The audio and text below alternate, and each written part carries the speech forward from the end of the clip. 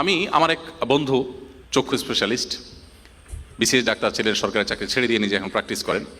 তো ওই ভাই আমাকে বললেন, ভাই আমি ছাত্র ইউনিয়ন করতাম, আমার মনে হয় রাজশাহী মেডিকেল স্টুডেন্ট তিনি, বা রংপুরের, যাই হোক অনেক আগের সিনিয়র মানুষ। তো উনি বললেন যে ভাই আমি এক সময় ছাত্র ইউনিয়ন করতাম, নামাজ কালাম পড়তাম না, এবং আমি নিজেকে অনেক আধুনিক স্মার্ট মনে করতাম। আসলে ইসলাম নিয়ে আমার কিছু প্রশ্ন ছিল, এই প্রশ্নগুলোর কোনো উত্তর আমি পাচ্ছিলাম না।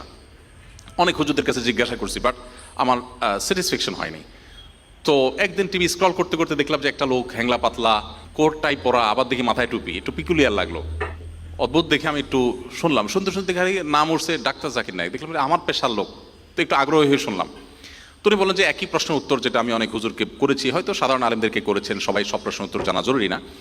তো একই প্রশ্নের উত্তর দেখলাম ভদ্রলোক দিচ্ছেন খুব চমৎকারভাবে, অসাধারণভাবে, আমার স্যাটিসফ্যাকশন হচ্ছিল।